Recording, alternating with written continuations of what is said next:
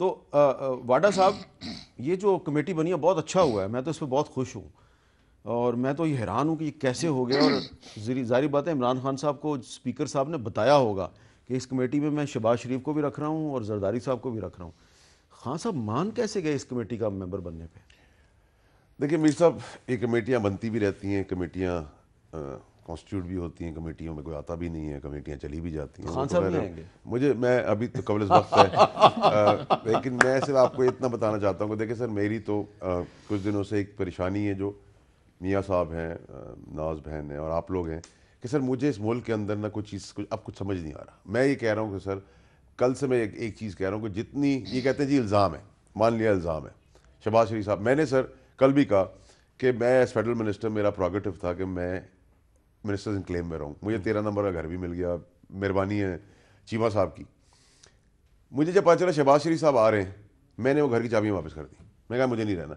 अब मैं तो पहली दफ़ा इलेक्ट होकर आया था ना सर, मुझे तो मेरा एक हक था, मुझे उस हक से महरूम किया। प्रिंसिपली मैंने कहा जी एक आदमी पर इल्ज़ाम है, अल्लाह का शुक्र है मुझ पर अभी तक कोई दाग नहीं है। आपको भी 13 नंबर ही अलॉट हुआ, उनको भी 13 नंबर नहीं नहीं अलॉट नहीं, हुआ? उनको कोई और अलॉट हुआ, मुझे 13 नंबर तो का घर आप मिला। सिर्फ मिनिस्टर्स एनक्लेव से इसलिए निकल गए कि वहां पे शहबाज शरीफ साहब आ गए? प्रिंसिपली ना, प्रिंसिपली बात ठीक नहीं है ना सर। अच्छा, एक आदमी के ऊपर इतने सारे तो वो अब इल्ज़ाम कौमी हैं। कौमी असम्बली में भी आते हैं, तो आप तो वहां से मैं भी चले जाएं। सर, मेरी बात सुनिए, मैं अर्ज़ क्या कर रहा हूँ सर, मैं ये कह रहा हूँ कि शहबाज शरीफ साहब के ऊपर इल्ज़ाम है, लेकिन वो MNA है, इसलिए वो मिनिस्टर इन क्लेम में रहेंगे।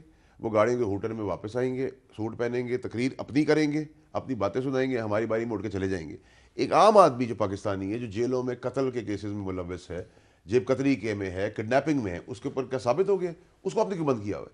ये दो, एक पाकिस्तान में दो कानून नहीं हो सकते सर। आप मुझे आज जवाब देते मीर साहब, आपका मुझसे बहुत ज़्यादा तजुर्बा है।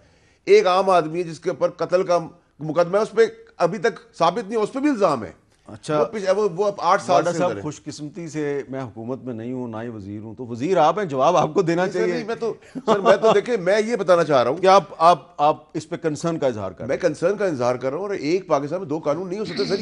ये माइंडसेट से निकलने के That's लिए what हम we आए are हैं। saying. इस मुल्क के अंदर हम चेंज ये लाने के लिए आए कि अगर मैं MNA हूँ या मैं मिनिस्टर हूँ, तो एक आम आदमी के ऊपर जो कानून लागू होता है वो मुझ पर लागू होना चाहिए। जनाब जावेद लतीफ़ साहब, अब अपोजिशन में हुकूमत ने एक सवाल उठा दिया है और हुकूमत इस पे कंफ्यूज है। इनकी कंफ्यूजन दूर करें भाई। आप अपोजिशन में, आपके अपोजिशन लीडर जो हैं वो नैब के मुलजिम है और वो मिनिस्टर्स इनक्लेव में रहते हैं। हमारे मिनिस्टर साहब ने मिनिस्टर्स इनक्लेव में रहना गवारा नहीं किया। माशाल्लाह, मेरे छोटे भाई हैं फैसल वाडा साहब, मुझे इनसे ये तवक्को नहीं थी जो इन्होंने गुफ्तगू की। गुजारिश इतनी है उनका कि दिल दुखा हुआ है। दिल दुखा हुआ है, तो बाकी पूरी पाकिस्तानी कौम का दिल नहीं दुखा? जो एक इल्ज़ाम वाला जो है वो प्राइम मिनिस्टर बन गया, उसी इल्ज़ाम वाला, उसी इल्ज़ाम के जो इनकी 70% जो कैबिनेट के लोग हैं वो इसी इल्ज़ाम के तहत वज़ीर भी हैं, कैबिनेट का हिस्सा भी हैं। क्या उनके साथ ये बैठना पसंद करेंगे? क्या उन वज़ीर आज़म के साथ बैठना पसंद कर रहे हैं? इसी तरह मैं ये अर्ज़ करूँगा, जो इन्होंने कहा एक पाकिस्तान होना चाहिए, एक कानून होना चाहिए, तो मुझे ये बताएं कि क्या, मुझे अच्छा नहीं लगा कि मैं ये जो बात कहने लगा हूँ, क्या हलीमा खां के लिए कानून और है और बाकी सारे लोगों के लिए कानून और है? क्या इमरान खान साहब के लिए कानून और है और बाकी सब के लिए कानून और है? क्या जुल्फ़ी बुखारी के लिए, क्या आप परवेज़ खटक के लिए, क्या आप जहांगीर तरीन के, मैं कितने नाम गिनवाऊँ, चौधरी परवेज़ लाई, मैं और आज बड़ा मुझे दुख से ये भी बात कहने होगी कि आज के जो प्रेसिडेंट हैं वो क्या फरमा रहे हैं।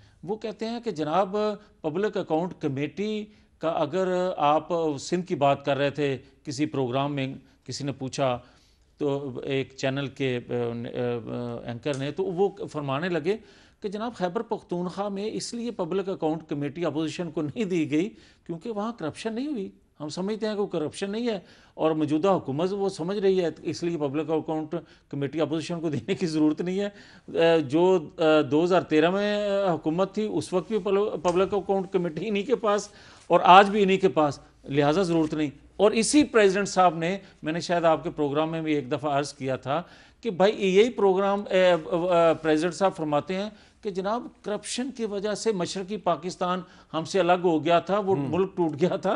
इनको ये नहीं पता कि महमूदुर रहमान कमीशन रिपोर्ट क्या कहती है और आज के हालात क्या कह रहे हैं। ये तो हाल है इनका। अच्छा, अब नाज़िम बलोच साहब, ये मामला जो है ये किस तरह तय होगा कि अब अपोजिशन लीडर जो हैं वो पब्लिक अकाउंट्स कमेटी के चेयरमैन बन चुके हैं, मिनिस्टर्स इनक्लेव में उनको घर भी मिल चुका है, तो आप एग्री करती हैं फैसल वाडा साहब असूली तौर पर ये दुरुस्त कर रहे हैं? देखिए फैसल हमारे भाई हैं और वी वर्क टुगेदर एक काफ़ी अर्सा, बल्कि सियासत शुरू इकट्ठे एक ही वक्त हमने सियासत शुरू की थी।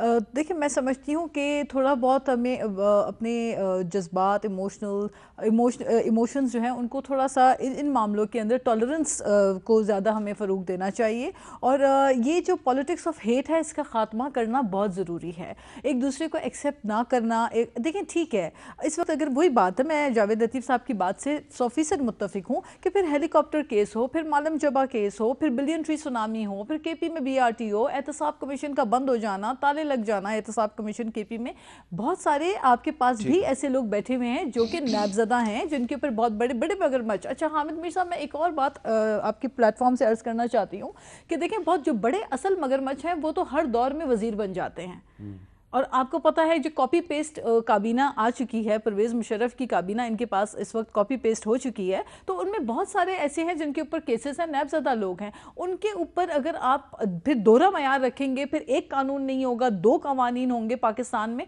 तो फिर ये तो एक्सेप्टेबल नहीं है। ये तो हमारी आवाज़ है फैसल।